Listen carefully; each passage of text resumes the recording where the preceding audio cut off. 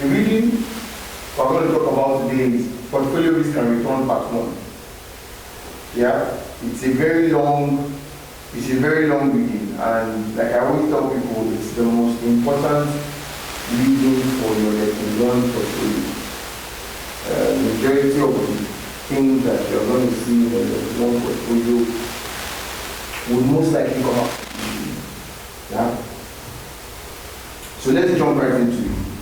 The whole essence of this reading is to be able to determine how to create an optimal portfolio.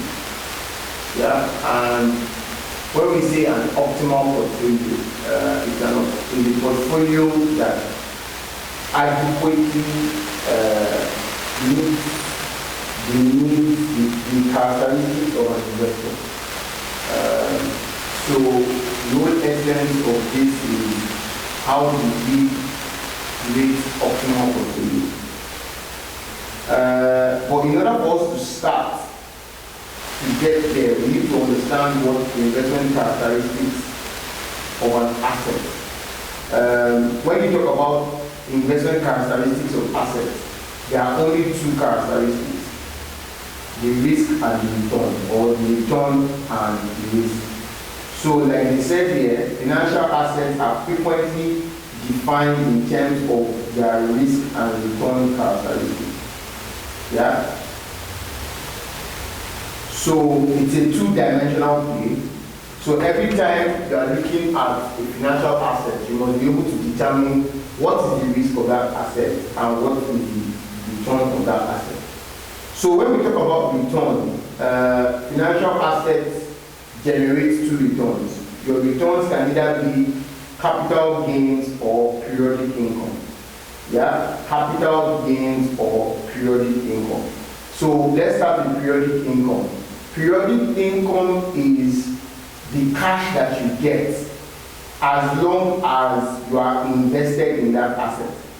So if I make an investment now and I pay 1 million naira for that investment, as long as my 1 million naira is invested and I am getting cash from it. So let's say I invest 1 million naira and every month I'm getting 100 naira or 10 naira. That 10 naira that I am getting is my periodic income. So your periodic income is the cash flow or the return that you earn as long as you are still invested in that financial asset, or as long as you are still holding that financial asset. Now, capital gains, which is the second return, is your change in the value of your investment.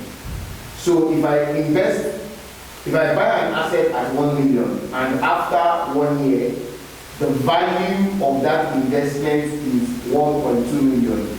That means the difference between 1.2 million and 1 million, which is 200,000, is my capital gain.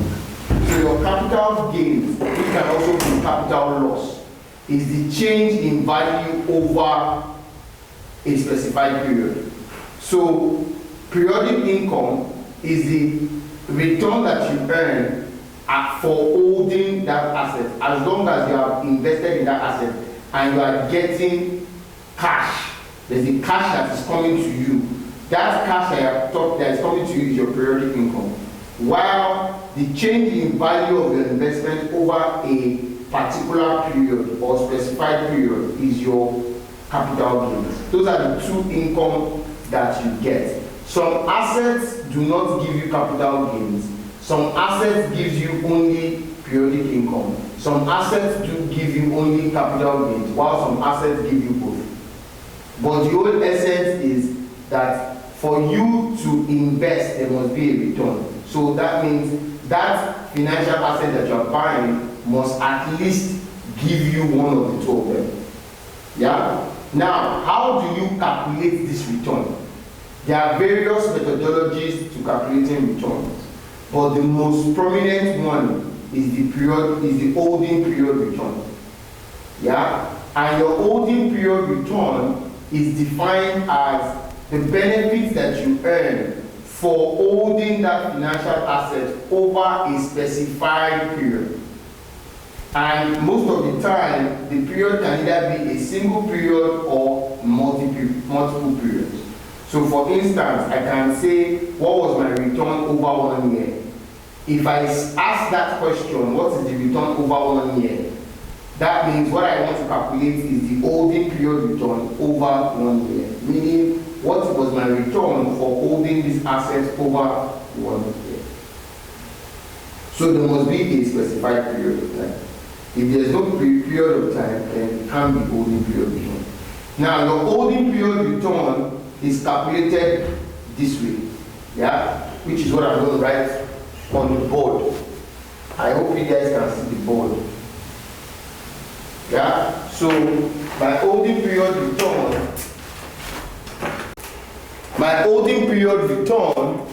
which is what you have here, my holding period return, so I'll call it HPR, is equals to the price of the asset. So holding period at time t is price of the asset at time t minus price of the asset at the beginning of the period plus the income at time t divided by price at the beginning of the period. Yeah, so that's your holding period return. And you write your holding period return as the price at time t divided by the price at the beginning, or rather price at time t minus price at the beginning divided by price at the beginning plus your income at time t divided by price at the beginning, such that this first element is what we call our capital gains return, while the second element is what you call your income, your periodic income return. So hence we can say that your holding return is equals to your capital gains return plus your periodic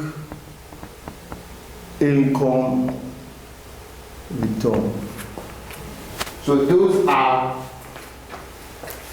how you calculate your holding period return. Yeah, for this reading you'll pay a lot of formulas, so please be prepared. Yeah. Now, your returns will always be stated in decimals or in fractions or in percentages, but we prefer our returns to be stated in percentages. Yeah. Then, if you are calculating, remember I told you that your holding period return can be calculated for a single period or can be calculated for multiple periods. When you are calculating for multiple periods, there's something we call chain linking. So chain linking is a situation where you, for better word, you link holding period returns calculated over a single period in order to get the holding period return for a larger period. So let me go back to the board. This is what I'm saying. So let's say we have period Z1, 2, 3. You have this period, that is period between 0 and 1, period between 1 and 2, and period between 2 and 3. So that means period between 0 and 1, I can calculate holding period return 1. Period between 1 and 2, I can calculate holding period return 2. Yeah, and period between 2 and 3, I can calculate holding period return 3. Such that if I want to calculate the holding period return over these 3 years, I can say holding period return between 0 to 3 is equals to 1 plus holding period return 1 multiplied by 1 plus holding period return 2 multiplied by 1 plus holding period return 3. Everything minus 1. This is what we call chain linking. That's what we call chain linking. So that's what we call chain linking. So let me just rewrite that again. So that is holding period return over 0 to 3 is equals to 1 plus holding period return 1 multiplied by 1 plus holding period return 2 multiplied by 1 plus holding period return 3. Everything minus 1. So that's your chain linking, and that's what you have on your screen at this point. That's what you have here. I hope you guys can see. That's what you have here. So moving on. So another way, there's something we call, so moving on, there's something we call aggregating of returns.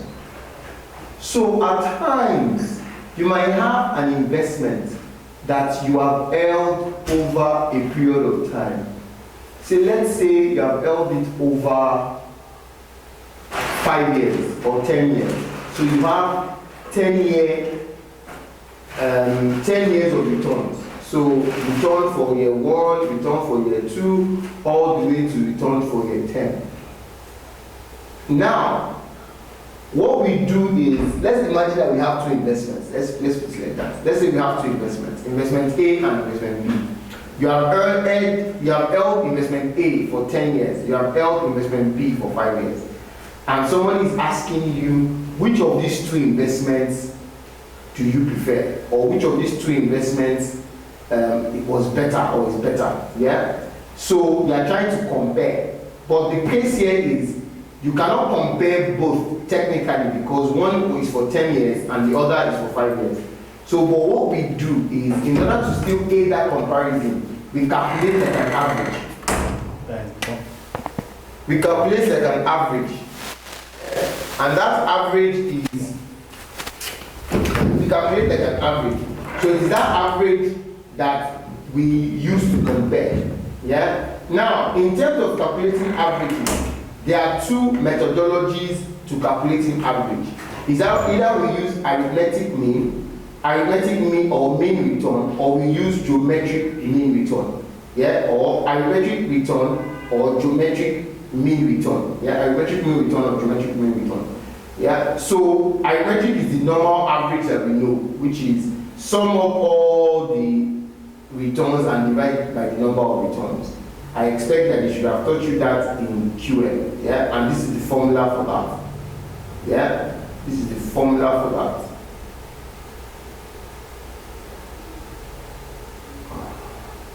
So the formula is what you have here, which is where we sum up all the I'm sorry, apologies. So that's where we sum up. Yeah, so this is the formula here. So we sum up all the returns and divide it by the number of returns. While for geometric mean return, which is what I said, I believe you have done that, is under QM is where we use this formula, the sum product. Yeah, so this is like chain linking that I just taught you up to this point. Then you find the cube root of the edge root of it. Then whatever you get, you subtract by 1. Like I said, I expect that they must have taught you this in QM. Now, the differences between geometric mean and arithmetic mean is that we prefer geometric mean. Yeah, because geometric mean takes cognizance of compounding, while arithmetic mean does not. Another issue with arithmetic mean is always skewed by large numbers or outliers. So if you have a number that is far larger or far lower than majority of the variables that you have, the arithmetic mean will most likely skew to be higher. So, and we don't like that. So geometric mean sort of smooths out that outlier impact. Yeah, but the main reason why we like it is because of the compounding. And always remember, your geometric mean will always give you a lower figure than your arithmetic mean for the same variables that you are calculating. So always remember that. Okay. Another information we want to talk about is money weighted return. This is another thing I believe must have been taught to you in QM, but I will still touch on it. Now, for money weighted return, which is almost the same thing as your internal rate of return, yeah, take cognizance of cash flows. So it considers cash flows when you are calculating your money. Yeah. So what we are interested in is not the return. What we are interested in are the cash flows. Now, the way I like to explain this is, if you are calculating or looking at the money weighted return methodology, let me use the board. If you are looking at the money weighted return methodology, you have to look at it from the customer's perspective, not the investment perspective. So you will always have the customer here, or rather the investor here, and you would have the investment here. So what happens is, the investor would always invest in the investment. So to the investor, anything that flows from him to the investment is an outflow, while anything that flows from the investment to him is an inflow. Yeah, so that's one thing that you always look at. And every outflow would always be called a negative cash flow, and every inflow would always be called a positive cash flow. Yeah, so you always have to look at it from that perspective. Yeah. Then another thing again is, you must always use a timeline. Always use a timeline. It gives you clarity on what you are trying to calculate.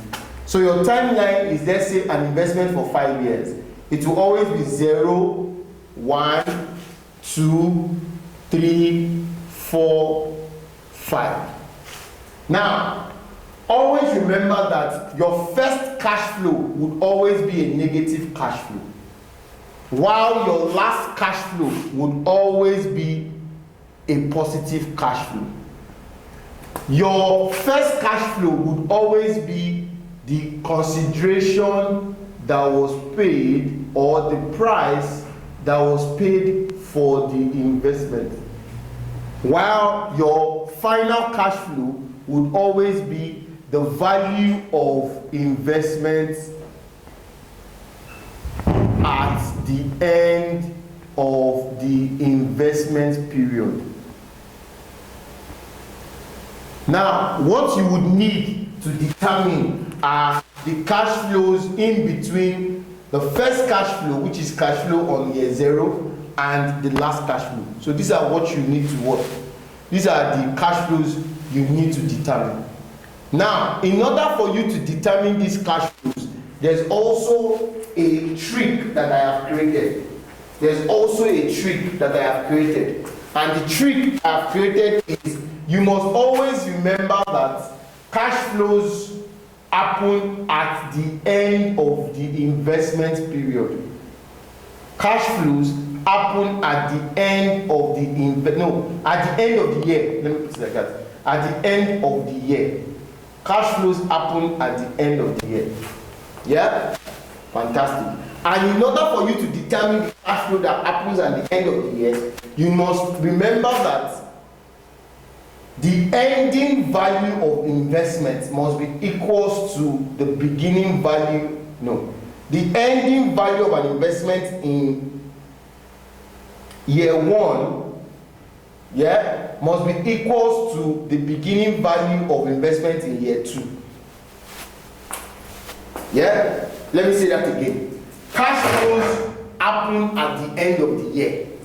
In order for you to determine this cash flow, you must always remember that the value of an investment at the end of a period, let me put it like that. So the value of an investment at the end of the year should be equal to the value of the investment at the beginning of the next year. Yeah? The value of investment at the end of the year should be equal to the value of the investment at the beginning of the next year, such that if those values are not the same, then it means that a cash flow has occurred. Let me give you an instance. Let's say at the end of year 1, this is the end of year 1, the value of my investment is 1 million naira. But at the beginning of year 2, the value of my investment is 1.2 million naira. Naturally, they should be the same, but they are not the same. It means that the cash flow has occurred. And the cash flow that occurred here is 200K. Now, you need to be able to determine if that cash flow that occurred is a negative cash flow or a positive cash flow. In order for you to determine that, is that if the beginning value is greater than the ending value, then it means that a negative cash flow has occurred. Because that means that the investor added money to the investment at the end of the year. And if the investor is adding money to the investment at the end of the year, then it means that it's a negative cash flow. However, if the beginning value is less than the ending value, then it means that a positive cash flow has occurred. And what a positive cash flow means is that the investor must have liquidated part of his investment. And if he's liquidating part of his investment, that means money must have flown from the investment to the client, and that is an inflow to the client, which is a positive cash flow. So this is how you determine your cash flows. So at the end of every year, you determine the value of the investment. Then you look at what the value of the investment is at the next year. If there's a difference, then it means the cash flow has happened. Now, if the beginning value is greater than the ending value, then it means that it is a negative cash flow.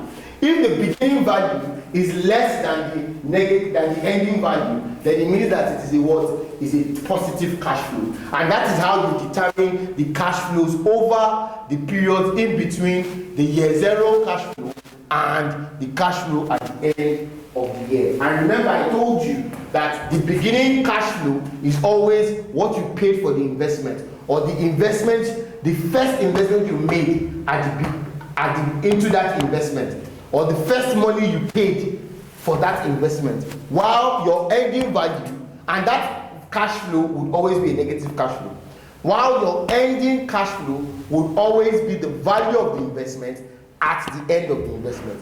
And with this, you can determine your cash flows. And when you determine your cash flows, all you have to do afterwards is to press your calculator to determine what internal rate of return is. Yeah? So if you look at this instance here, the guy started the year because he started the year in year 1, but the first investment he made was $100. This was the first investment he made. Anyway, the first investment he made was $100. Yeah? Net balance at the beginning of the year is still $100.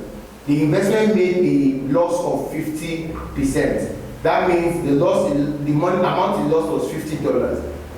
At the end of the period, it did not withdraw any money. The balance at the end of the period is $50. Now, remember, balance at the end is $50. What was the balance at the beginning of the next period? The balance at the beginning of the next period was what? $1,000. So using my analogy that I said, ending value is $50, beginning value is $1,000. That means the investor must have done additional investment, and an additional investment is a negative cash flow. So the difference between $1,000 and $50 is $950. That means the guy did $950 inflow, and this $950 is what? Is a negative cash flow.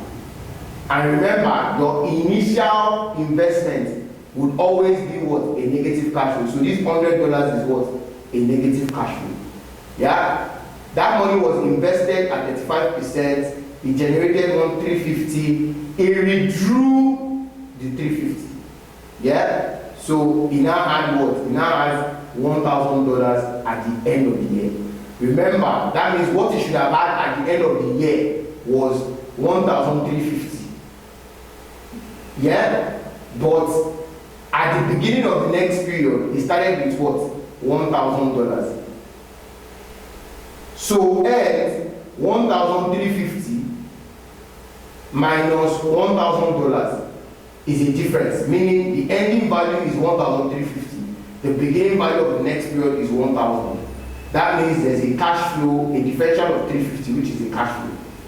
Yeah? And considering the fact that the ending value, the beginning value is less than the ending value, based on analogy on the board, ending value less than beginning value means that that differential is a positive cash flow. So the differential of $350 that you have here should actually be a positive cash flow. Yeah? So it's a negative, but to the investor, it's a positive. Remember I told you that you must always look at it from the investor's perspective. Now, at the end of the investment period, he had $1,270. So if I want to ask you what your cash flows are, your cash flow at year 0 is minus 100 that you have here. Yeah? Your cash flow at the end of year 1 is minus 950 that you have here. Your cash flow at the end of year 2 is plus 350 that you have here. While your cash flow at the end of the period is 1,250 that you have here. Positive 1,250. So it will look like this. If I do a timeline, yeah, for what we just did. If I do a timeline for what we just did, let me do the timeline here. So if I do a timeline for what we just did, that means we have 0, 1, 2, 3. So that means your initial guy here is minus 100. Year 2 will be minus 950. Year 1, end of year 1 minus 950. End of year 2 will be plus 350. While the ending will be plus 1270. Now, with these cash flows, you can now determine what your internal rate of return is. So, for you guys that have calculators, you need to now do second function clear work, second function clear work.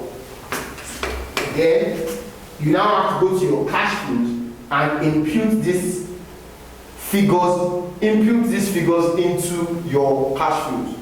Then, once you impute these figures into your cash flows, do not forget that before you start to put in your cash flows, when you press CF, do another second function clear work. Also do another second function clear TBM to ensure that your memory of the system is clean. Then you now put in the cash flows.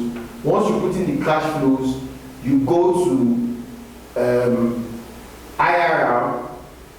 Once you click on IRR, you press compute, and you have your value of your internal rate of return. Now, your internal rate of return is the same thing as your money weighted return. Sadly, you guys are not in class. If you were in class, you would have done that together. So, I hope you can see. Wait, sorry, Mr. Ahmed, I have a question. Please go ahead. So, I'm using my calculator and I've done the first cash flow. How do I now increase the second cash flow? Press down. I thought you guys did that in class now. Oh. Okay. When you press down, you have F01. Leave F01 as it is. Press down again, you see CO1. When you see CO1, put in your second cash flow, press enter, press down, you see F02. Leave that, come down, you see F03, put in your third cash flow, press enter, press down, you see F03, ignore that, press down again, you see F04, like that. Once you are done with your cash flows, then you see a button that shows IRR, I believe, I can remember how that calculator looks. You see from a button that says IRR, you click on IRR, you press compute, it gives you what your IRR is. Esther, have you gotten that now? Thank you, yes. Yes, ma'am. Thank you very much. Okay, so moving on. Any other questions? So that's your money weighted return. Now, we do not like the money weighted return. So you guys will come and say, why are you now teaching us what you don't like? We do not like the money weighted return because the money weighted return can be influenced by the investor. So from a portfolio manager's perspective, we do not like money weighted return because the money weighted return are influenced by, are significantly driven by the decisions of the client. So the client, we cannot dictate when the client is going to withdraw money. Yeah. So the fact that we don't have control over that, the question is, why should I be judged by something I don't have control over? Yeah. Now another thing again is, if Esther and I invest in the same, make the same investment, invest in the same thing, yeah, Esther and I might come out with different money weighted returns because of cash flow decisions that were made independently.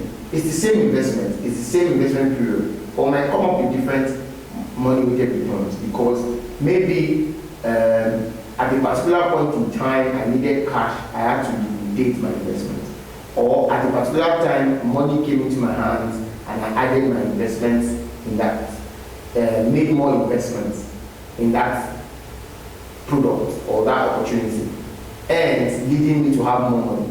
And because the money weighted return is significantly driven by cash, if Esther does not do the same thing, then there's a strong possibility that we would have different returns. Yeah. At your spare time, I would say you should do this example 22, example 1. Do it at your spare time.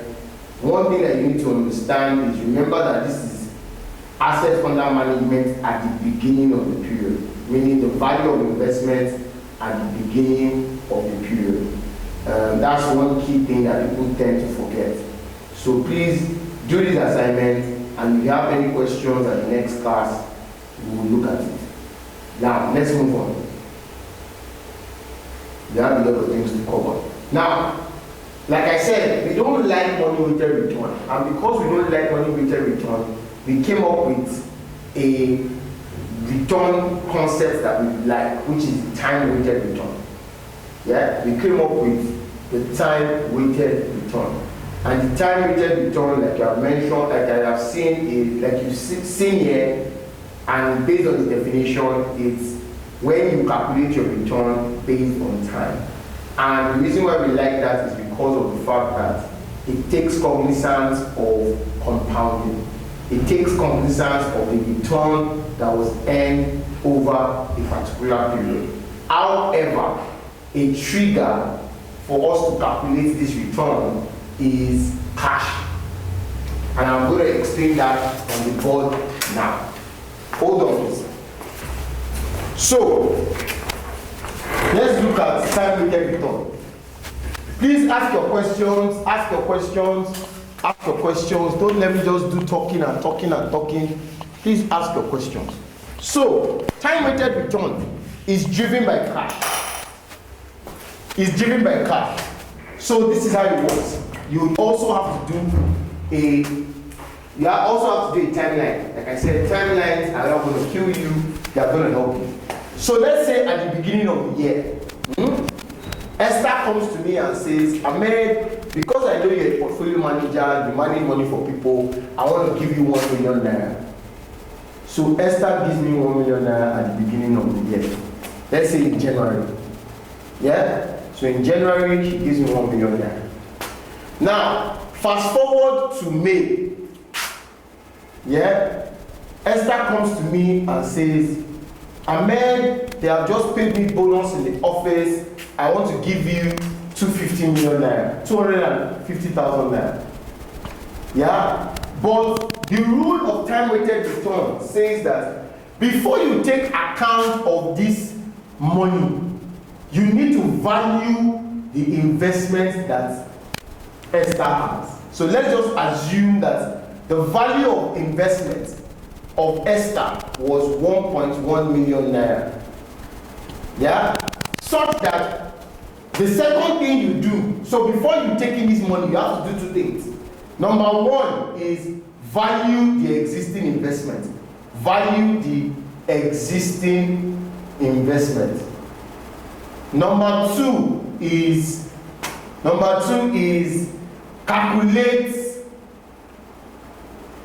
calculate the holding period return. Calculate the holding period return of the existing investment. Yeah? Over the last cash flow. Yeah? Or taking cognizance of the last cash flow. Yeah? Taking cognizance of the last cash flow. I'm going to explain what that is. Yeah? So, number one is we have valued the investment. The investment is now valued at 1.1 million. That means I need to calculate the holding period return between January and May when she came to me. And based on my calculation, the holding period return is 10%. Because 1.1 over 1 million is 10%. So that means over the last 5 months, the return I have generated for Esther was 10%. So what do? I now take in the inflow. So when I take in the inflow, I would say that my new value of investment after taking that inflow is 1.350 million. Fantastic. Then we move on. Then sometime in October, Esther reaches out to me and says, Ahmed, I want to use money I want to pay my rent. Yes, let's say I want to pay my rent. I need 500,000 naira. Yeah? So she comes and she says she needs 500,000 naira. Now, before I give her that 500,000 naira, I do the same thing again. I value the investment. Let's now say that the investment currently is valued at 1.450. 1,450,000. Then what do? Secondly, I need to calculate the return, holding period return between May and October. And what is the return? The return will now be 1.45 divided by 1.35, meaning 1.4 million, 1,450,000 divided by 1,350,000 minus 1. Can somebody give me the answer to this, please? Can somebody give me the answer to that?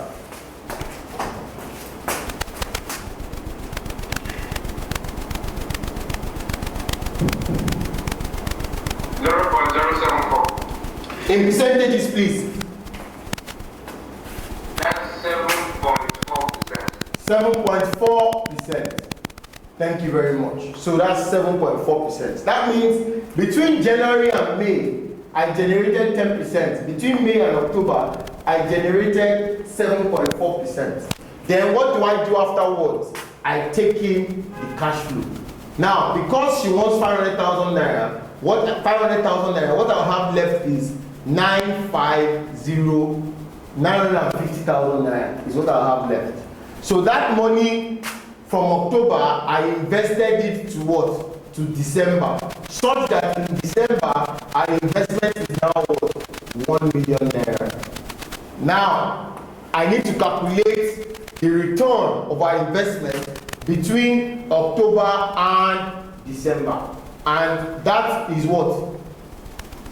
Because I've already decided what the value is. So the return is 1 million divided by 950 Everything minus 1. Can somebody give me the answer? The nice gentleman, can you give me the answer to that again? What's the answer to this? What is the return? 5.3%. Sorry? 5.3%. 5.3%. So it means that Esther's 1 million at the beginning ended up being 1 million at the end. So, but in between, different things happened. So in the month of May, at the end of May, she came for 250,000 naira. And it was given to her, so, she brought in 250,000 naira.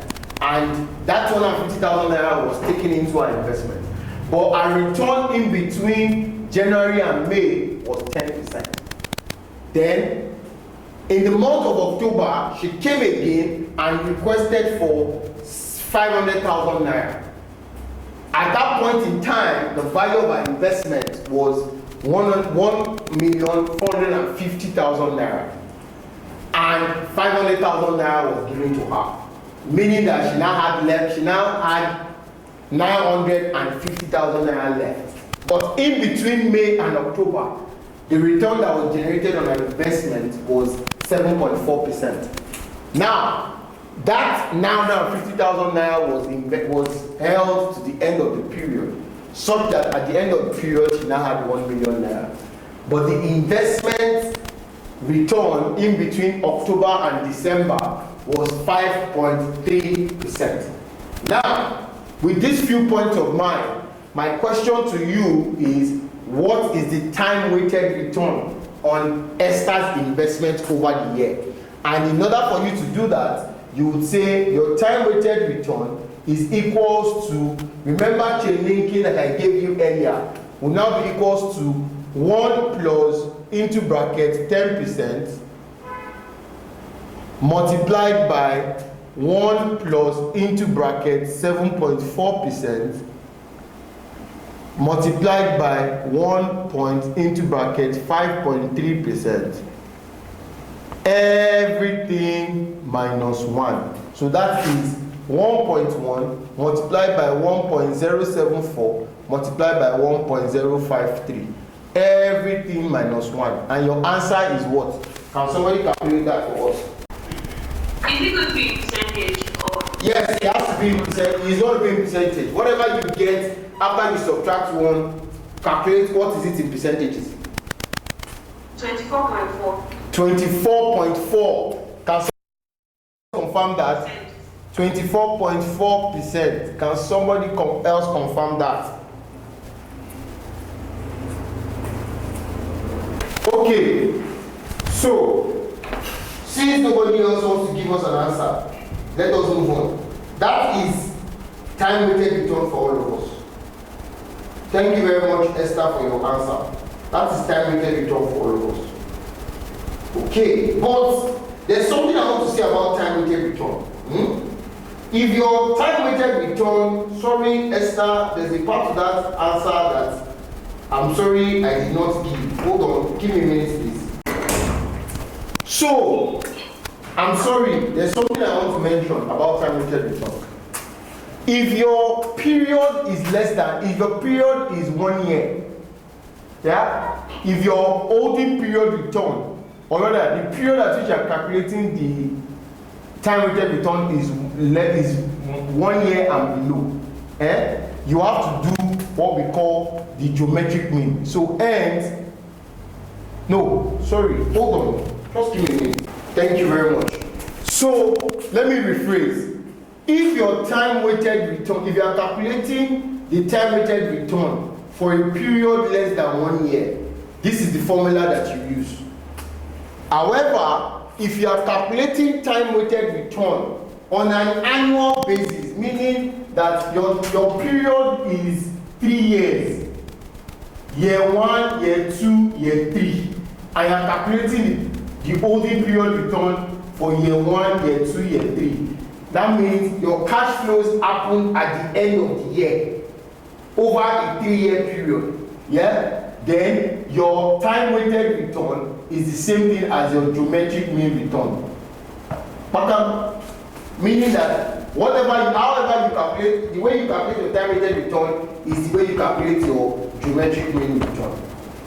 That means if cash flows happen at the end of every year over a period of several years, so let's say 4 years, and your cash flows are happening at the end of every year, and they tell you what is the time-weighted return over 4 years, then they are going to calculate your geometric mean. Yeah. However, if your time-weighted return is for a period of 1 year, such that cash flows happen within 1 year, then what we have done on the board is the answer. You just changing, you don't have to calculate geometric mean. Any questions? So that we can move on.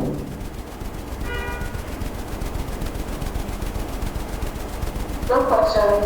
Okay. Okay, so that's time-weighted return. No questions. Okay, let's move on. You can do all these examples, and if you have any clarifications, I believe they are very clear. If you have any clarifications, please let's talk at the next class. Now, let's move to another concept called annual return. Let's move to another concept called annual return. Another concept called annual return. Annual return. Annual return. Now, how do I start this? Most fixed income assets, yeah, or let's say risk-free, is always stated on an annual basis. Meaning, every time you go to the bank and you say you want interest rate, they will always quote it on per annum basis. Yeah, so that's why you say, oh, the interest rate is now currently 50% per annum. So it's always on annual basis. Now, imagine I have a risky asset or a stock that I have invested in for a period less than 1 year. For a period less than 1 year. Such that I've invested for 7 months. Yeah? And somebody is now asking me, compare the performance of your stock over this 7 months period versus risk-free that is stated on an annual basis. What do I need to do? Then it means that I need to annualize this return on the stock. So let's say the stock over 7 months return, holding period return over 7 months is say 7%. So holding period for 7 months is 7%, and you tell me to analyze that. Then we now use this formula of annualized return. And the formula for annualized return is saying that your return on an annual basis is equals to the holding period 1 plus the holding period return. Yeah, 1 plus the holding period return raised to power C. Yeah, raised to power C, where C is equals to T divided by N, where T is equals to the number of months in a year. Yeah, while N is the actual number of months. Yeah, now we don't have to call this months. We can call it the number of periods in a year, while this is the actual number of periods, where your periods can either be weekly, monthly, daily, quarterly, and all. It is all dependent on if this is in months, or this is in days, or this is if your periods. So what we're saying here is, if your periods are in days, then you ask yourself how your T is how many days do you have in a year. If your period is stated in weeks, then you ask yourself how many weeks do you have in a year. If your period is stated in quarters, then you ask yourself how many quarters do you have in a year. If your period is stated in months, then you ask yourself how many months do you have in a year. That's your T. Then your N is your actual number of your actual period. Yeah? So let's just call this your actual period, not your actual number of periods. Your actual period. Or your actual period. Let's call this the number of period frequency. Yeah? The number of period frequency in a year, while this is your actual period. Yeah? So in this case, my C is 12 divided by 7. So that means if I want to analyze this guy, it will be RA is equals to 1.07 raised to power 12 divided by 7. And what's the answer to that? Can anybody give me the answer to that? Esther, you seem to be the only one that has a calculator. Can you give me the answer to that?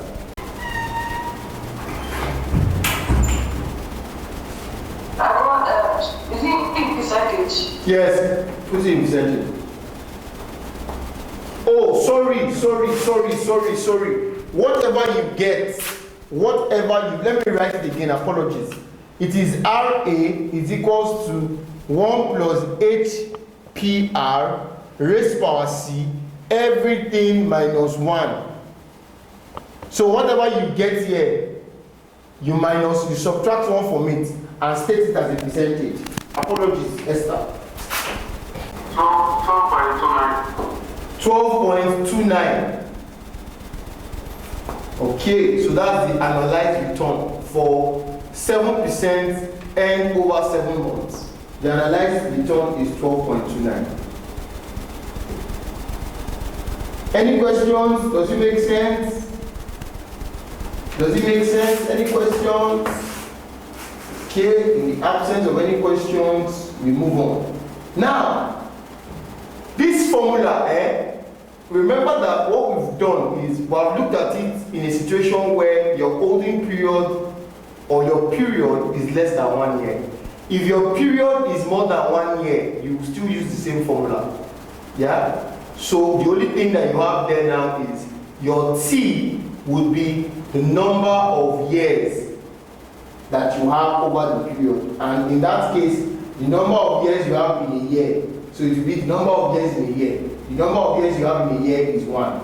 Yeah? Then the next question is how many, so your N will now be your actual number of years. So let's see this for instance. Your holding period return was for 2 years. So you have holding period return for 2 years. So that means your T will be 1. How many years do you have in a year? 1. What is the actual period? 2. So it will be C will be 1 divided by 2. Yeah? So it works regardless of if you are less than a year or more than 1 year. However, most times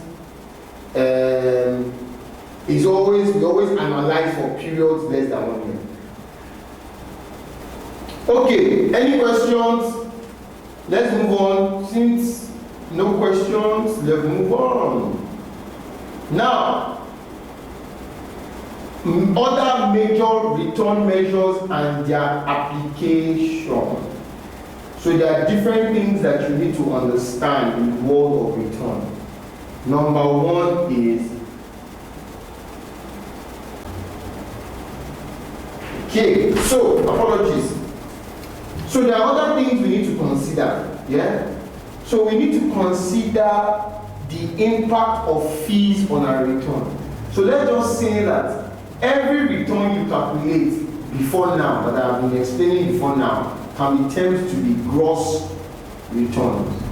When you remove fees, let's say for instance, you remove the asset manager, the portfolio manager's fees, what you have left is what we call net return. So that's why you have gross return versus net return. Yeah? So the difference between gross return and net return are the investment manager's fees. Then we also have pre-tax minus pre-tax and after-tax. That is when you consider taxes. So we can say that your net return are pre-tax returns. When you consider taxes, you now have after-tax returns. So for after-tax and pre-tax, so we say your after-tax returns is equal to your pre-tax returns multiplied by 1 minus tax rate. Yeah? So your after-tax returns is equal to your pre-tax returns multiplied by 1 minus tax rate. Yeah? Then we now have inflation. We consider inflation too. So inflation is nominal before you consider inflation, and real returns. So nominal returns before you consider inflation, and real returns is after you consider inflation.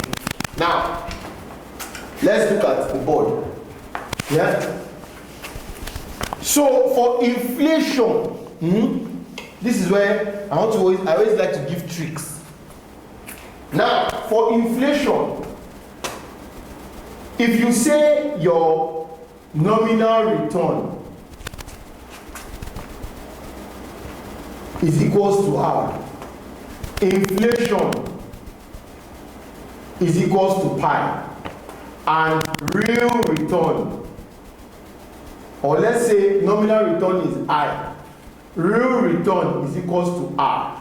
So the approximated method for calculating real return, for calculating R, is equals to I minus pi.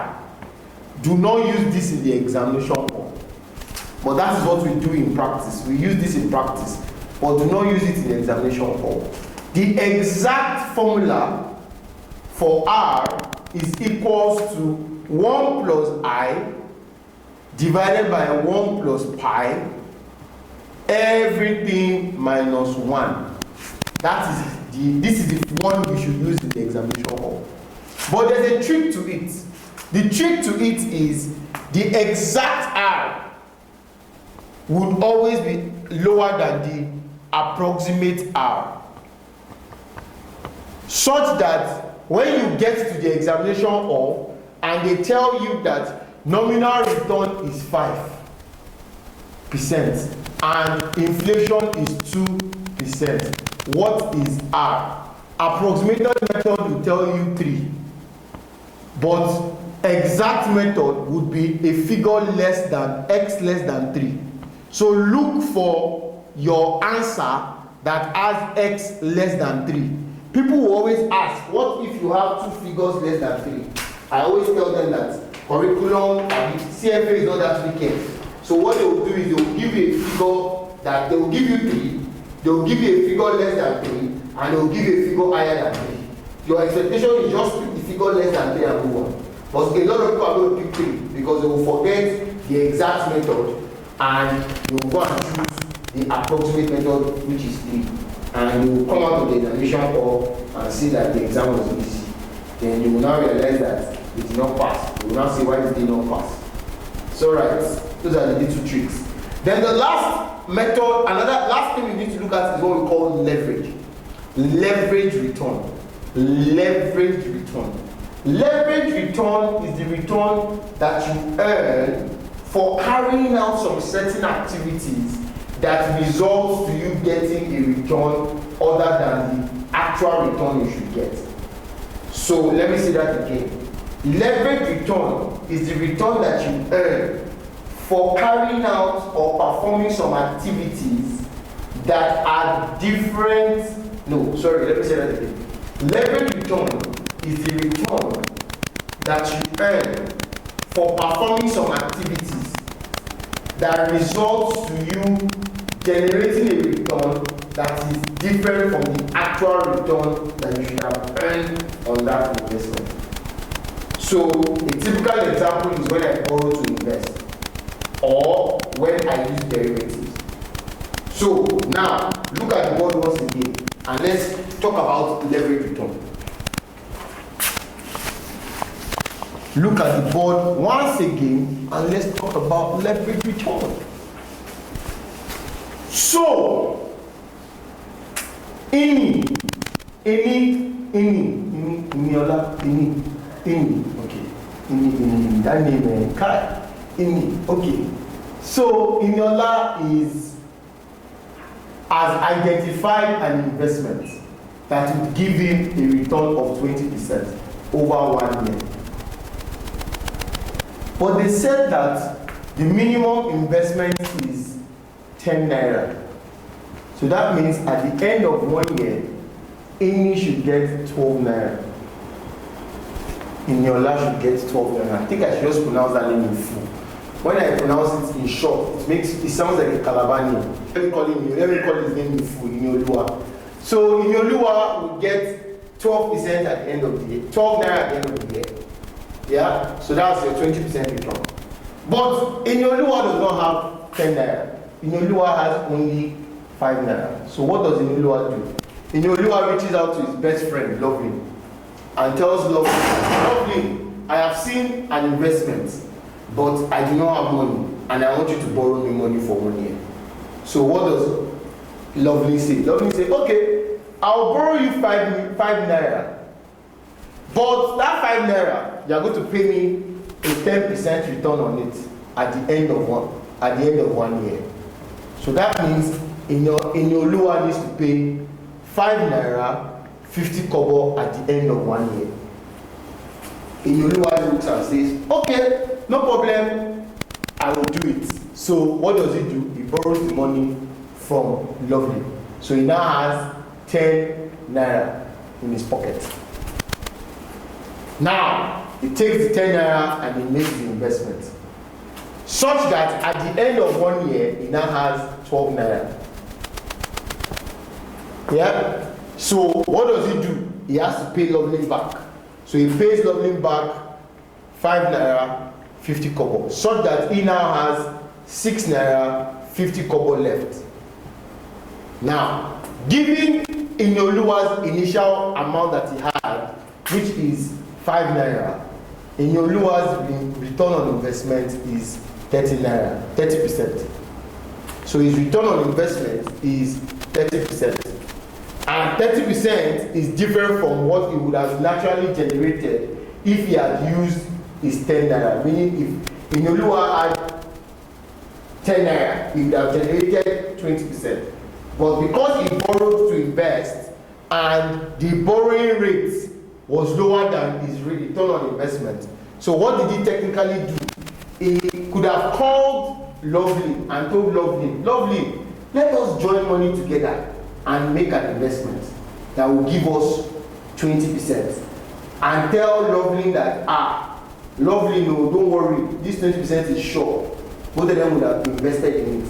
Because I don't have enough money, so I'm calling my friends to join me. Let's invest together. So Lovely would have come with 20%, Inioluwa with 20%. But Inioluwa did not tell Lovely what he was using the money for. He just came to her and said, please borrow me money. And Lovely just said, okay, because you're my guy, take 10%, give me 10% at the back of it, at the end of it. Yeah. So what technically happened is Inioluwa shared the return that Lovely would have earned by giving her 10% and collecting 10%. So that is why he has 30%. So his 30% is the 20% on his own money and 10% from that he collected from Lovely's money, making what? 30%. So he earned 30% on investment. This is what we call leveraged return. That is what we call leveraged return. Any questions? Any questions? Any questions? Any questions? Any questions?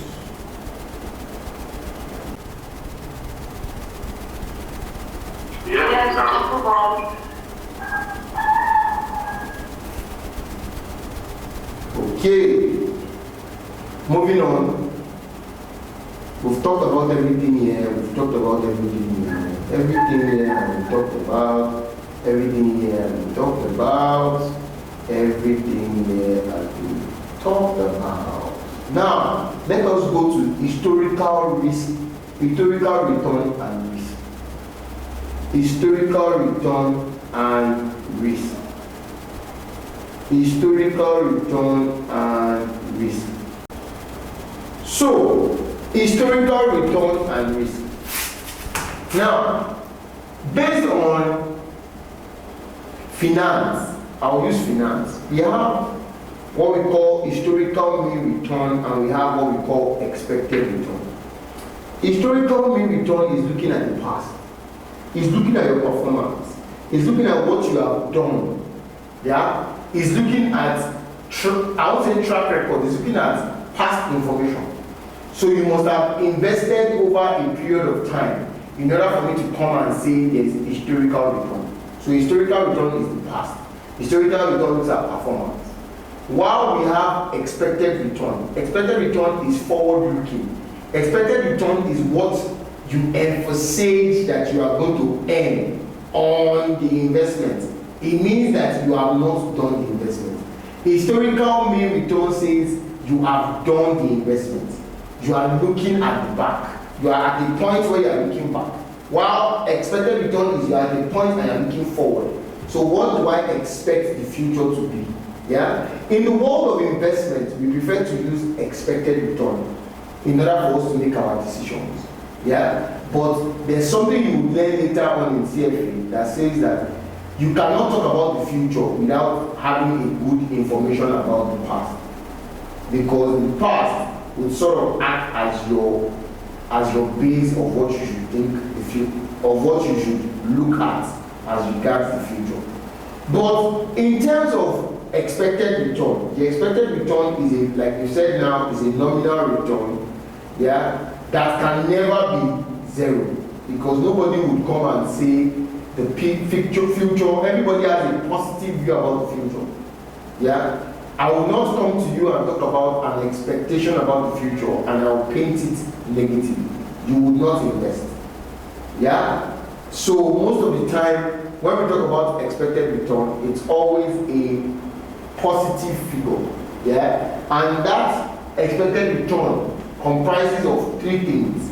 Your real risk-free return, which is what we have here. Yeah? Your expected return, your expected inflation, which is what we have here, and your expected risk premium for the risk attributable to the asset. Now, if there is no risk, it will just be your real return, real risk-free interest rate, and your expected inflation. But when you emphasize that there is risk, then you need to be compensated for that risk, and that is where you have your expected risk premium. Yeah, so those are the three variables that determine your expected return. But historical is always talking about the past. Yeah? Okay. So all these are just stories, information to make you appreciate what we are talking about as regards expected return. Cross classes, risk of major assets. The risk of major assets in, okay, so let me say this, and I'm sure it's a concept that you guys must have seen.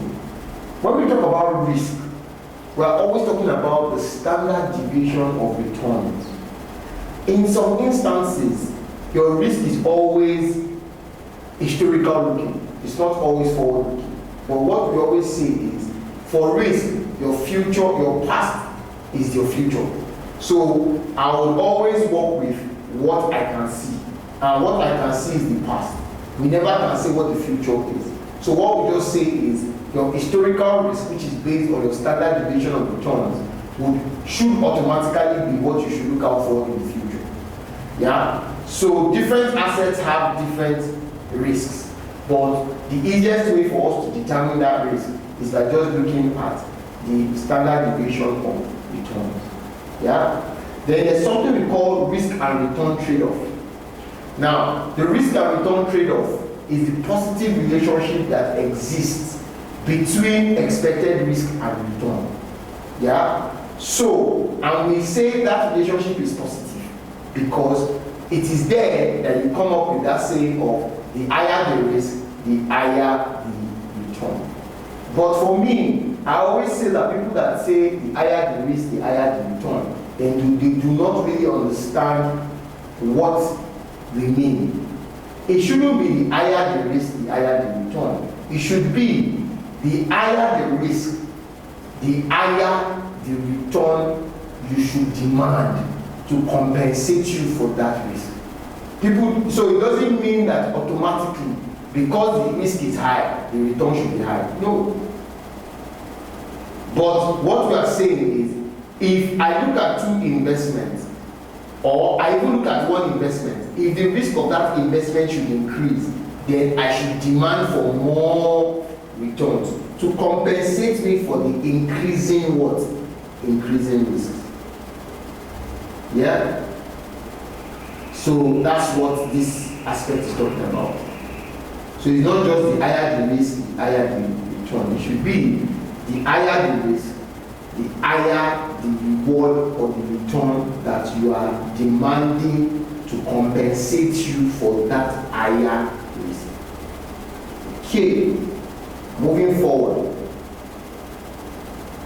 Now, let's move to other investment characteristics.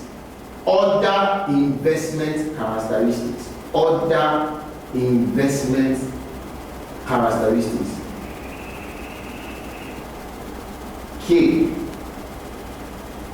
So, other investment characteristics. In evaluating investments using only the mean and variance. Remember that I told you that there are two, when you are looking at the characteristics of financial assets or investments, you look at it from a two-dimensional plane, which is expected return and variance. And as we move along, we are going to see a lot of that two-dimensional plane that I'm talking about. Yeah? So they say that we are implicitly making two important assumptions.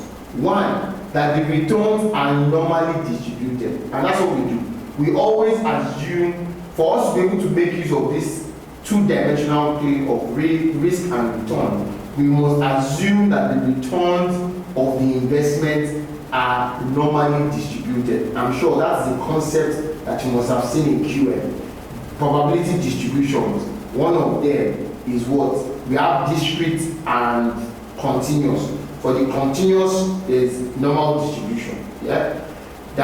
So the normal distribution are fully characterized by what? Means and variances. Okay. Number two is that the markets are not only informationally efficient, but they are operationally efficient.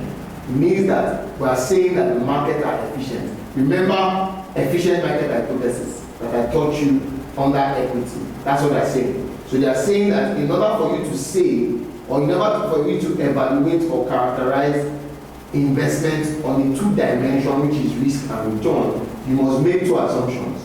Assumption number one is that you are assuming that the returns are normally distributed. And number two, you are assuming that the markets are what? Highly efficient.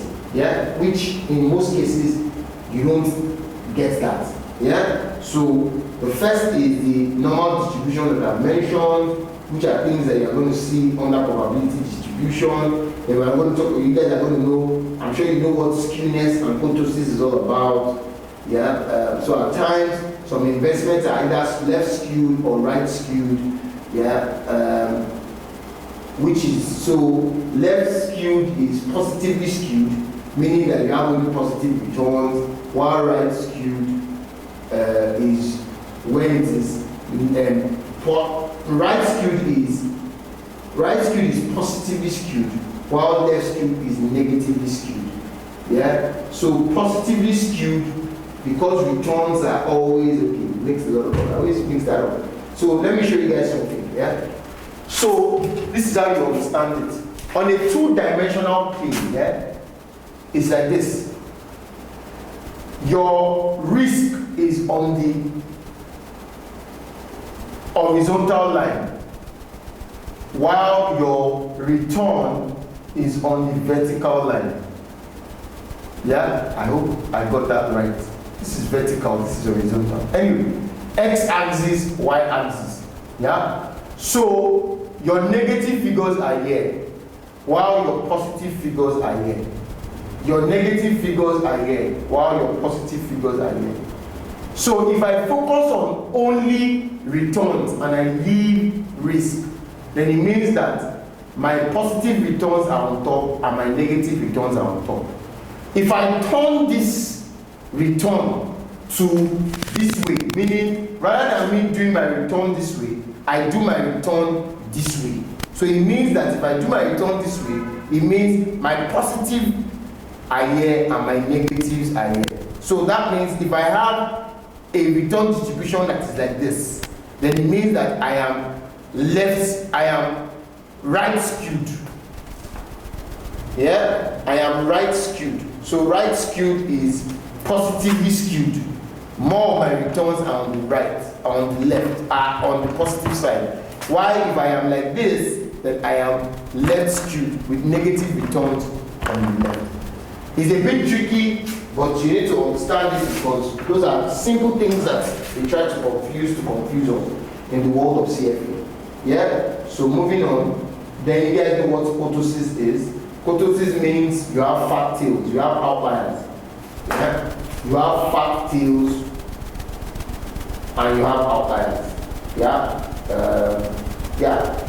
Then we now also need to understand market characteristics. Yeah, we need to understand market characteristics. So we need to, and also market characteristics cannot be taken out from your investment. So when you are doing your investment, you need to understand what is happening in the market. Yeah, you need to talk about market efficiency. What are the variables that drive market efficiency? There's liquidity in the market. There are significant number of players in the market. The cost of trading is low. Yeah, brokerage fees and bid and ask spread and price limits are not there. You know, there's price discovery and all that. Yeah, so those are the things that you need to understand about the market. So you need to understand the dynamics of the market. Yeah. So with these few points of mine, which was a very long one, I am done with one section of the reading. So let us take like a 15 minutes break and resume at 4:15 so that we can continue, so that our brain can relax, because I want to take you to another plane. So we are done with the first plane. We are done with the first part one. Let us say we are done with the first section.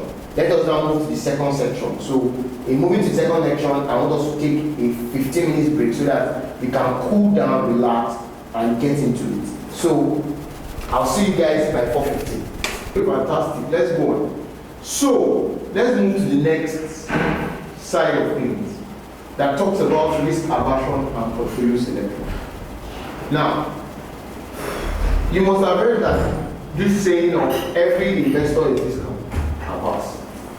And in the world of portfolio management, we need to significantly talk about risk aversion. Yeah? And risk aversion talks about the level of risk that every investor wants to take or desires in order for them to generate returns. And in order for us to get into that, and that also sort of helps us in a situation where we want to select, we have several investments that we want to select from. Your risk aversion will determine or should drive how you select your investment. Yeah? So, in order for us to get into that, we need to play a game. And the game talks about, is buttresses on the concept of risk aversion. Yeah? So the concept of risk aversion is related to the behavior of individuals under uncertainty. So when there is uncertainty and when there is risk, where do you play? Where do you go into? And in order for me to do that, let's play a game. So my game is called the door game. You have door A, you have door B, and you have door C. So if you enter door A, I will give you $100. If you enter door B, you toss a coin, where if there's heads, you go home with nothing, and if there's tail, you go home with $200. While if you enter door C, you are technically indifferent, meaning that They are indifferent regarding entering the A or the B. So, my first question goes to Esther. Esther, if you are given these three options, which door are you going to enter?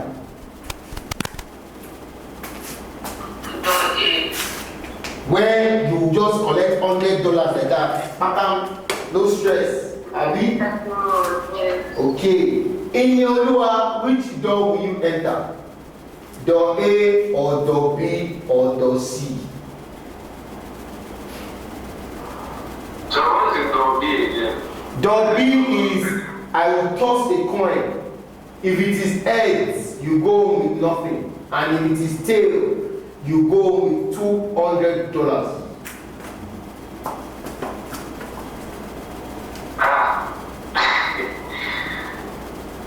I think I'll door B. You go into door B.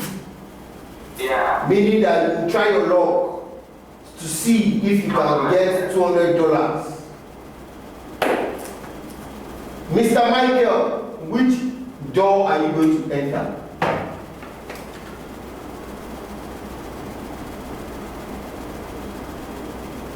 Is Mr. Michael with us?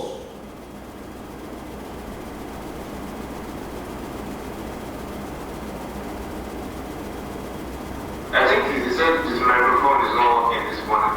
Oh, okay. So, let's move on. The whole idea is that if you enter door A and you're like Esther, you are a risk-averse investor.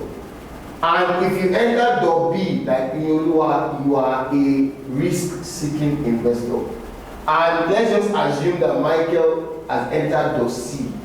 It means that he's a risk-neutral investor. Now, let's talk about each of those types of investors and how investors behave under uncertainty. Now, for risk-seeking investors, these are the investors that like gambling. These are the investors that like a game of chance. These are the investors that believe that the more risk they take, the higher the return they should earn. Or rather, they are the ones that like risk. You know, they like risk. They are not very much not necessarily interested in returns, but they believe that with a game of chance and a gamble, they can make a lot of money.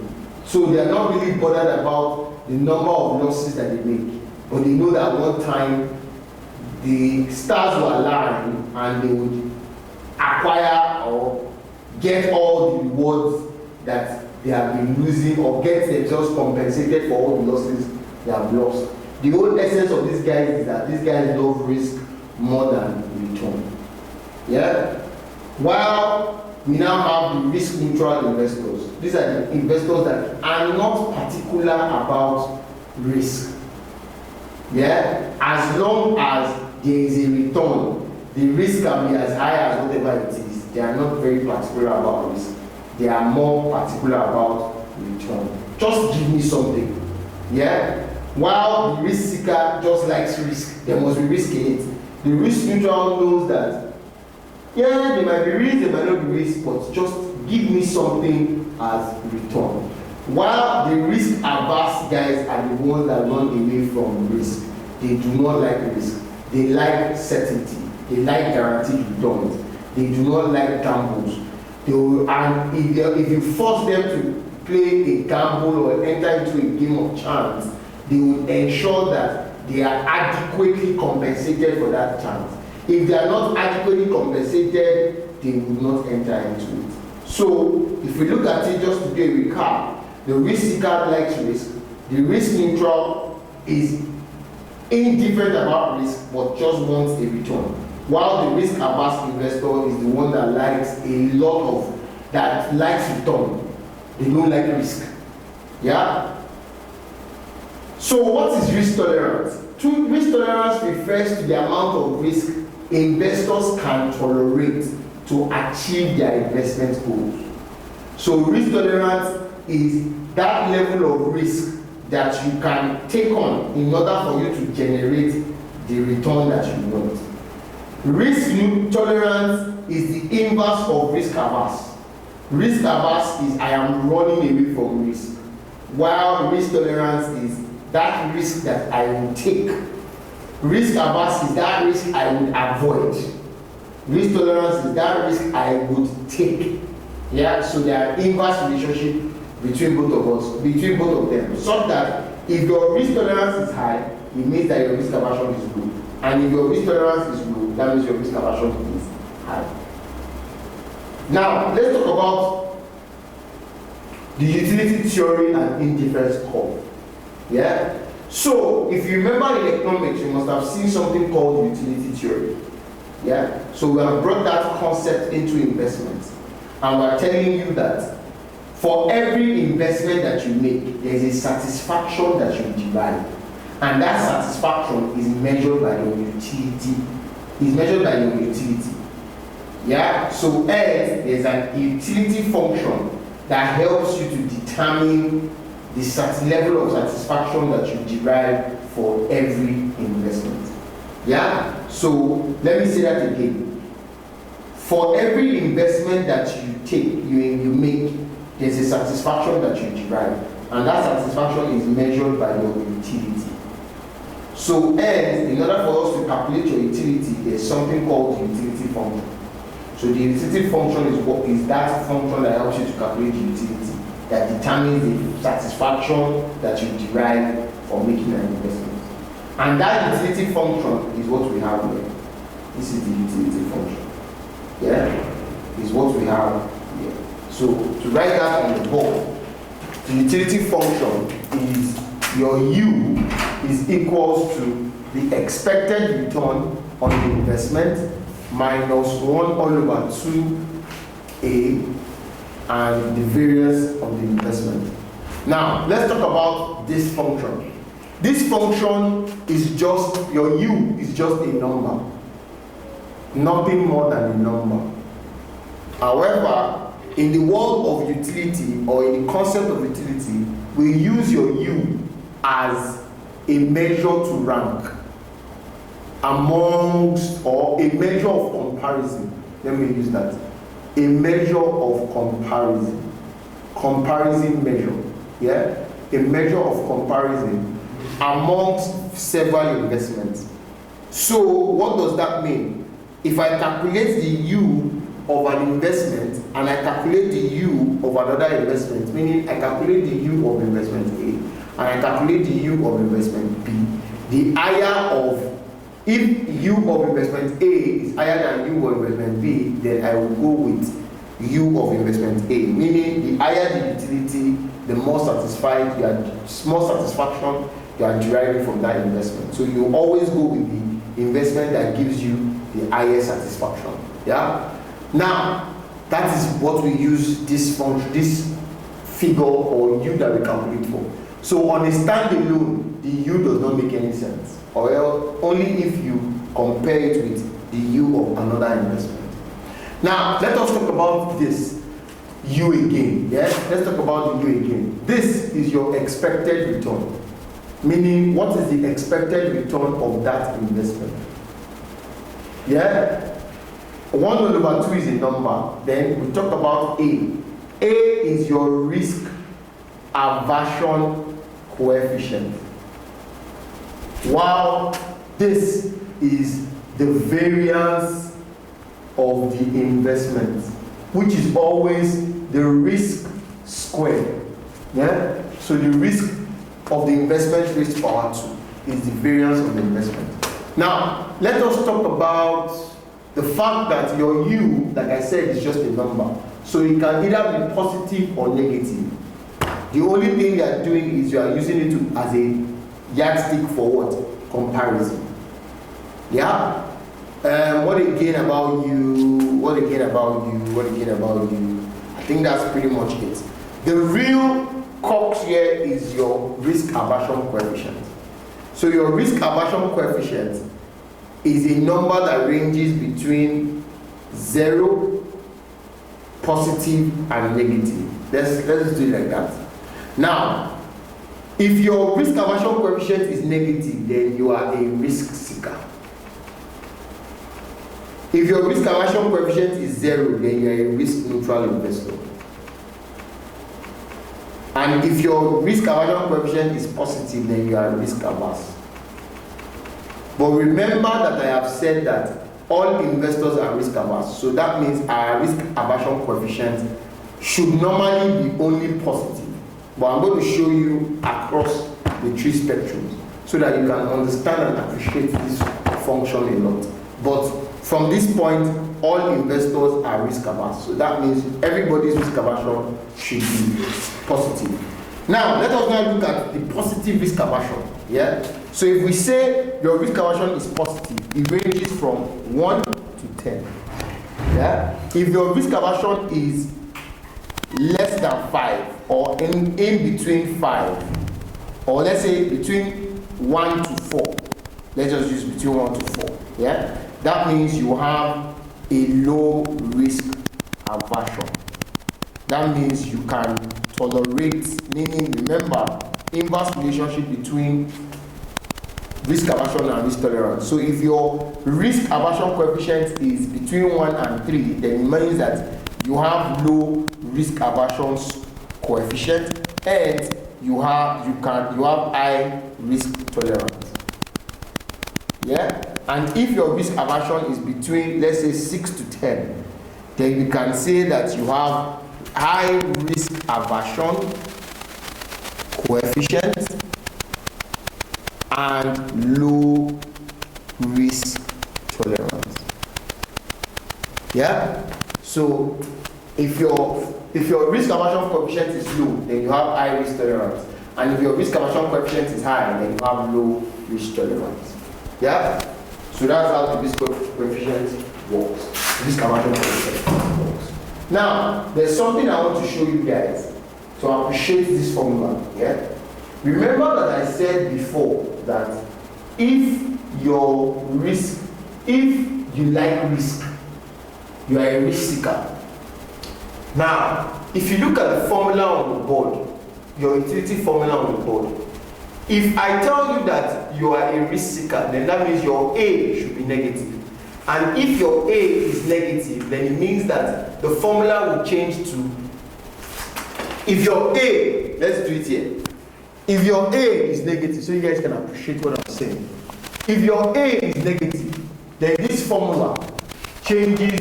If your A is negative, this formula changes to utility is equals to expected return minus, or rather plus, or let's say minus, into bracket minus A variance. That means it becomes expected return plus 1 over 2A variance. That means what happens here, if your risk is increasing, your utility is also increasing. If your expected return is increasing, your utility is increasing. So that means the two things that is increasing your utility is rising return and rising risk, which is the reason why we say we like risk. Now, if your risk aversion coefficient is 0, yeah, meaning that your A is 0, then it means that the formula changes to expected return minus 1 over 2 0 variance. And everything here cancels out. So it becomes your U becomes what? Your expected return. Which is why I told you that for risk neutral investors, all that drives their satisfaction, all that they want is just give them returns. No matter what the return is, just give them returns. The only reason why a risk neutral will turn down an investment is if the investment has a negative return. As long as it's a positive return, high or low, they will collect it. Now, let's now look at the last guy, which is the risk averse investor, which is what we are. Yeah? It means that the formula will become minus 1 over 2 into brackets plus A variance, which makes the formula remain the same. Yeah? Now, for the formula to remain the same, we're now telling you that the two things that drive your satisfaction is one, if interest rate, if expected returns are increasing. If expected returns are increasing, your U will increase. Yeah? Also, if your risk is declining, your yield would also increase, because if your risk is declining, everything here will be reducing, hence further increasing your utility. So while we always say, that's why we always say that the opposite, technically, the opposite of a risk seeker is a risk averse. While the risk seeker gets satisfaction from higher risk, higher return, the risk averse gets satisfaction from higher return, lower risk. Yeah? So if you want an investor, a risk averse investor, to invest in your product, it's either you have an investment that has a low risk, or you have an investment with a high risk, high return. While for the risk seeker is you have high risk and high return. While for the risk neutral, just give them return. They don't care about what the risk is, just give them return. Yeah? I hope that I've been able to further put more light on the utility function and how it relates to your different risk aversion preference, your different risk preferences. However, like I mentioned before, everybody is risk averse. Everybody is risk averse. We cannot fail to emphasize that everybody is risk averse.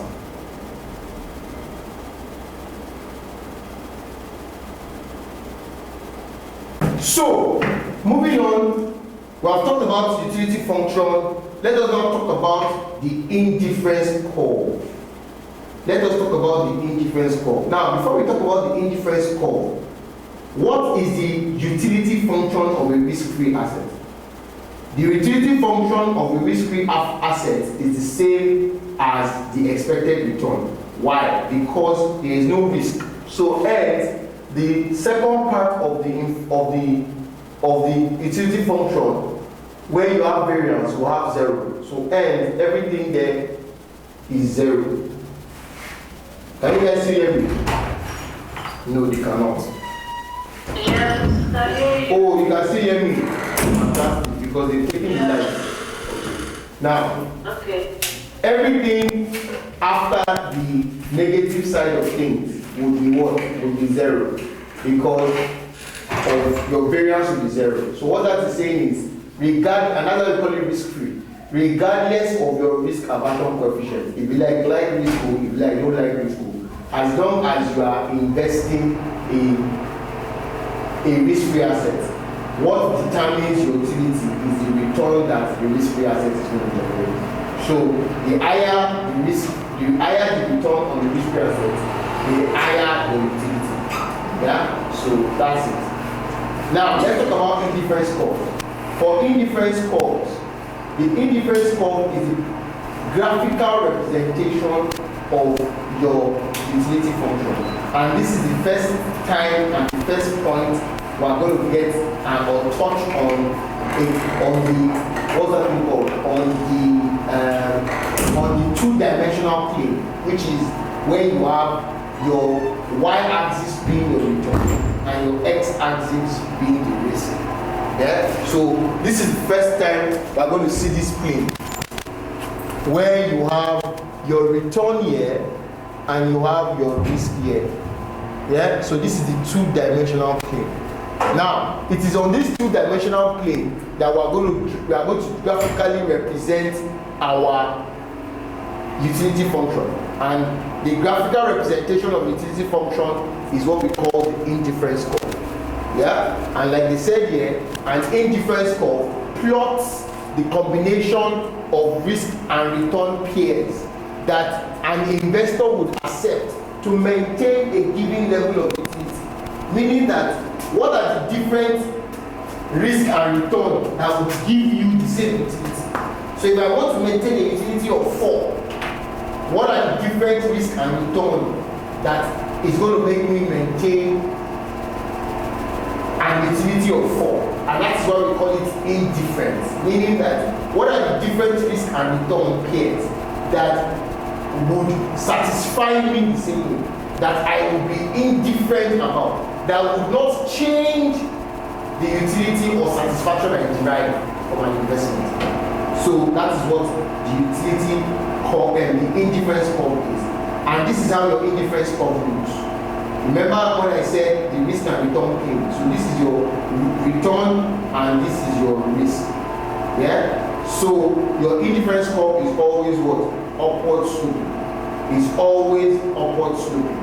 The closer you are, yeah, meaning the closer you are to the northwest, the higher the utility. Yeah? And another thing again I want to remind you is all points on the utility function give you the same utility. All points on the utility curve, all points on the indifference curve give you the same utility. And that's why it's called an indifference curve. So ends A and B have the same utility because they are both on the what? On the same utility, on the same indifference curve. So that means the utility that you derive from A and B are the same. So you will choose, you won't know which one to choose, another is called indifference. So if I tell you now that between A and B, which would you invest in? You will tell me that you are indifferent because you see both of them as the same thing. And that was the same thing as entering our door what? Our door C. Because nobody ever asked, why did I put door C there? The reason why I put door C there is because from an expected value perspective, door A and door B are the same. Door A gives you an expected value of $100 and door B gives you an expected value of $100. And that is why Ahmed Bandu will enter door C because they are both the same on an expected value perspective. And that's what the indifference curve is also telling you. The value you get from A and the value you get from B are the same.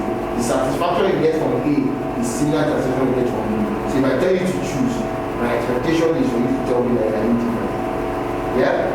So, and both of them are better than C because C is on the lower what? Is on the lower indifference curve. So always remember that all points on an indifference curve give you the same utility. Okay. So from a risk and return perspective, it will be indifferent. Now, this diagram shows you the indifference curves for different risk levels, for different risk preferences. So for risk aversion, it will always be upward sloping, while for risk neutral, it will always be flat, while for risk lower, it will always be what? Downward sloping. Yeah? It will always be downward sloping. So if you see a downward sloping indifference curve, then just say that it is for a what? Risk lower. While if it is flat, it is for a risk neutral. While if it is upward sloping, it is for what? A risk aversion. Always remember that. Okay, moving on.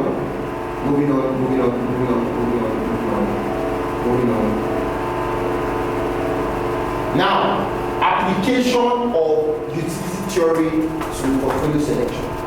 Meaning that if you have different investments, how do you make use of utility theory to select? Yeah? But that is not what they are trying to say here. What they are trying to say here is, imagine that you have, let me do a build-up. Yeah? Let me do a build-up. Just give me a minute. I want to build up something for you guys. And you guys need to follow me. For you to appreciate what I want to say, you need to follow me. Let me take you guys through your first stint, yeah, at the creation of a portfolio. This is going to be your first adventure or your first venture into portfolio construction. Esther, Inyola, and Michael, are you ready? First one, first venture. Yeah, so this is it. So there's something we call the two-fund separation theorem. The two-fund separation theorem. Yeah, which you are going to see very soon towards the end.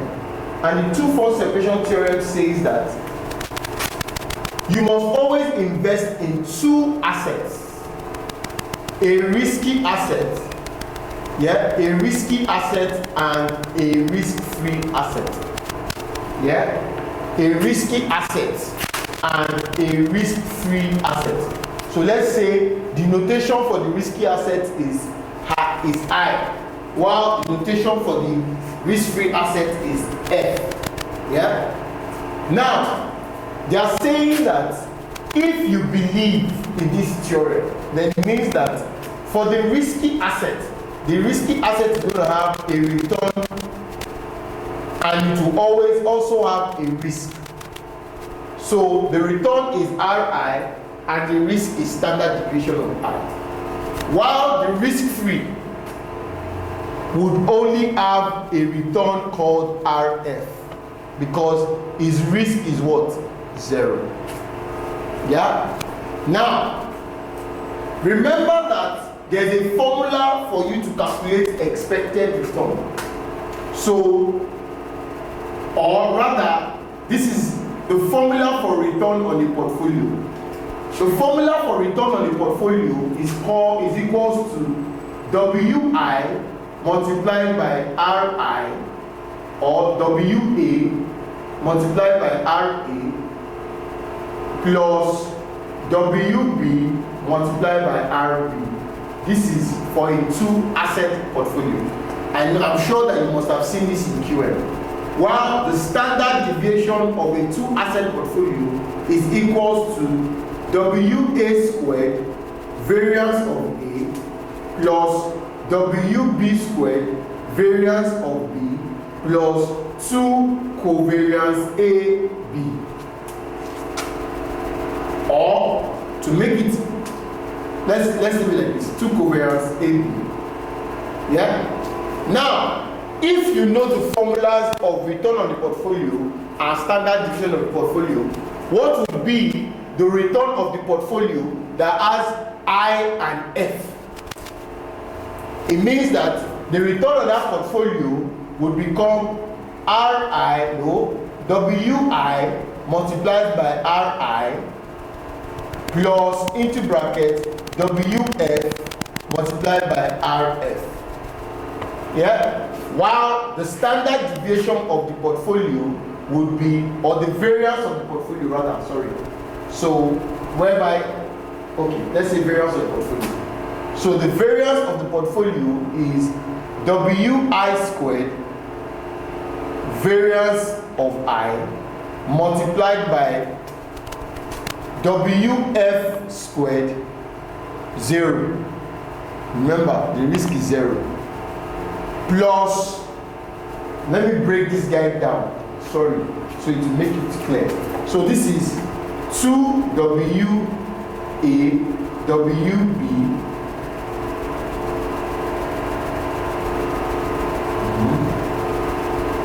2WA WB, no, what am I doing? 2 standard deviation of I, no, it is 2WA WB correlation AB, standard deviation of I, standard deviation of A, B. Apologies. Seems like I'd forgotten it, but I remembered sharply. Yeah? So this should be plus, this should be plus.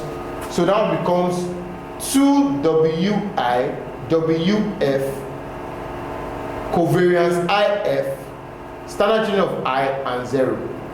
Yeah? Now because there's 0 in all of this, you are cleaning everything here. Because everything here will be 0. Yeah? Such that we can now say that the risk, the variance of this portfolio is equals to WI squared and variance of I, whereby standard deviation of P now becomes WI standard deviation of I. Yeah? Are you guys following me? Now we can say that based on this, we can rewrite WI as equals to standard deviation of P divided by standard deviation of I. If you substitute this into this, Because now we know what WI is, and we know that WI plus WF is equals to 1. Yeah? So if you substitute this into this, you now have this formula that I am going to write here. I hope I can clean this. The formula I'm going to write here is now that the expected return on your portfolio is equals to, so this should be expected return, apologies. The expected return on the portfolio is equals to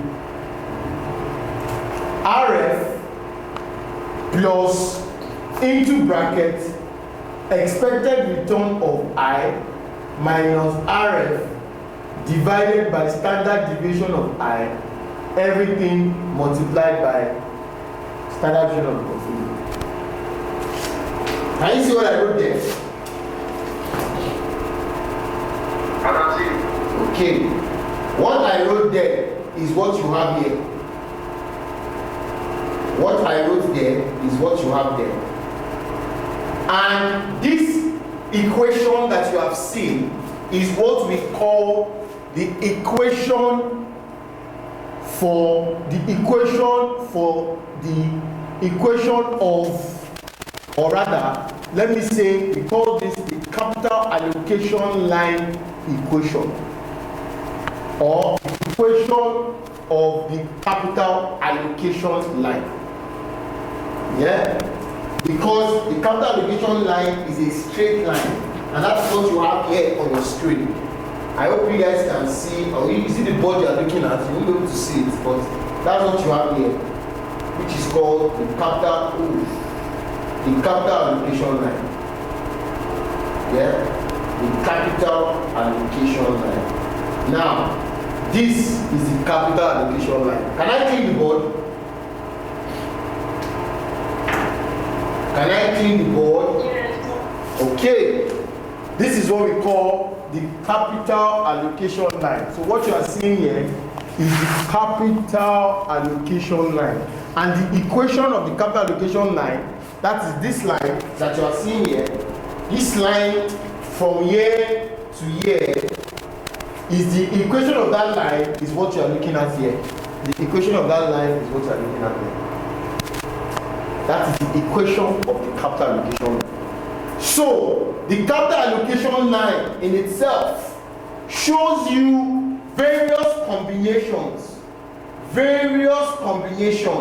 of the risk-free and the risky assets.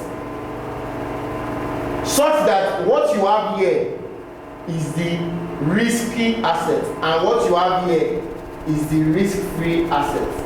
So, on this line are various combinations of the risky and the risky assets, such that if you are here, you are 100% risky, 100% of I.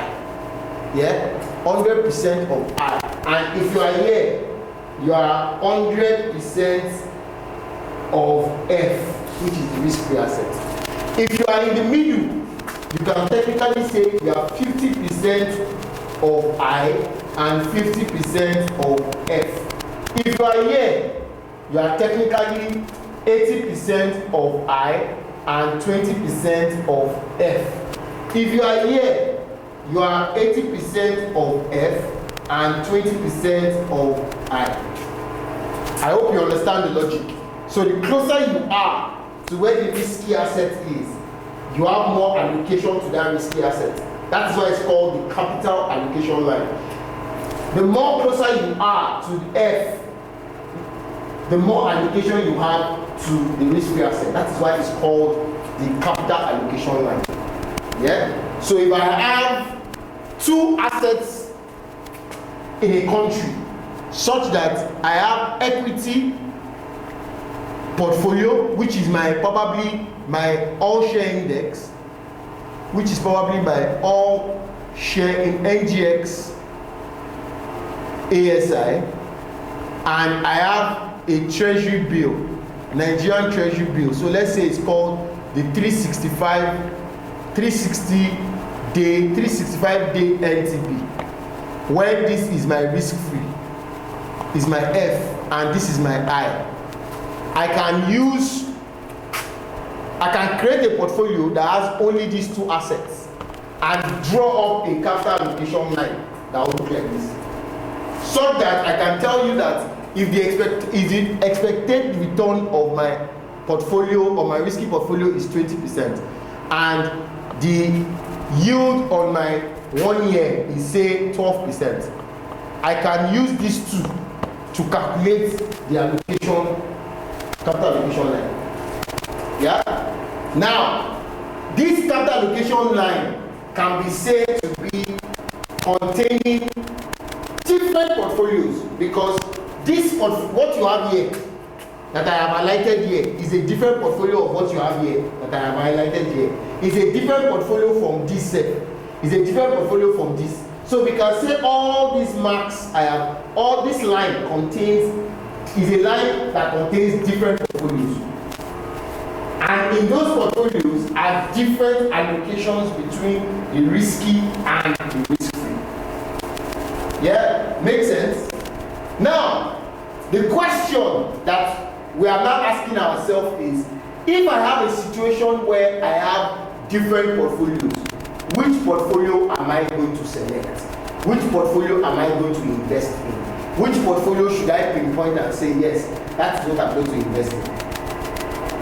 The only way I can do that is by bringing in the indifference curve. Remember that the indifference curve is the graphical representation of my utility function. Yeah? And this is already a graphical representation. So if I bring in my utility function, wherever my utility function sits on this line, that is the point where I would invest. Remember that my utility function and my indifference curve that graphically represents my utility function already carries my risk aversion, already carries my risk tolerance. So indirectly saying that my choice is driven by my risk tolerance and the satisfaction that I want to derive. So permit me to clean the board.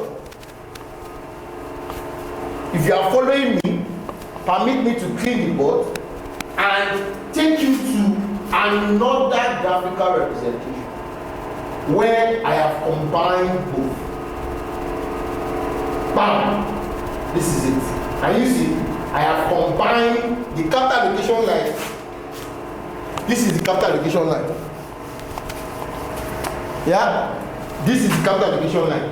From here to here, it's capital allocation line. I have now brought in three different indifference curves. Yeah? Brought in three different indifference curves.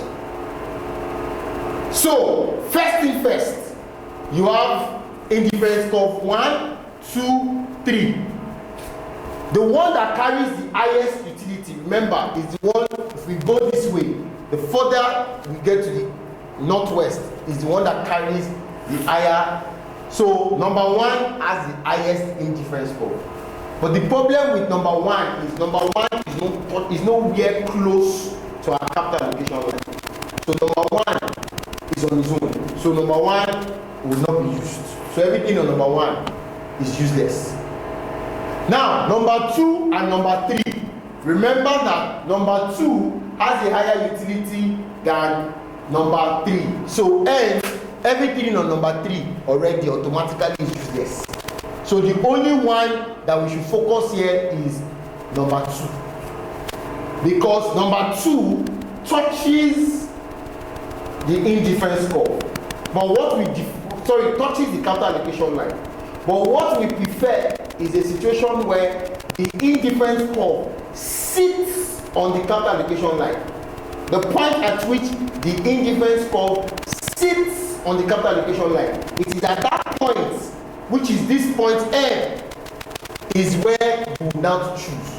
So what I'm technically saying is that if you have an indifference curve, you have a capital allocation line, and you want to determine where on the capital allocation line you are going to invest. It is the point at which the indifference curve sits on the capital allocation line. That is the point at which you are going to invest. So in this case, the portfolio that is on point M is what the investor that owns this indifference curve is going to what? Is going to invest in. So you use the indifference curve because it carries your risk aversion coefficient. You use the indifference curve to determine or select the portfolio that you are going to invest in, which is why this topic talks about the indifference curve, the utility the concept of utility and portfolio selection. So your utility function, graphically represented by your indifference curve, is the tool that you use to select when you have various options of investment or portfolios. Yeah? So that is the information that we want to pass across to you today. So moving forward, now what this graphical representation just looks at is if your A is 4 and your A is 2, you will not sit on the same side of the capital allocation line. So 4, because 4 has a higher risk aversion coefficient, meaning has a lower risk tolerance, it will most likely be closer to the RF, versus the guy that has a lower risk aversion coefficient and a higher risk tolerance will most likely want to take risk, so his portfolio will be closer to the what? Will be closer to the risky asset. Does that make sense? Yes. Fantastic. Fantastic. So, let me see, do we have, yeah, we're moving to another concept. Okay. Let me see if I can deliver this, then I will call it a day. Or should I call it a day here, since we have technically used 3 hours, then I continue from here next week.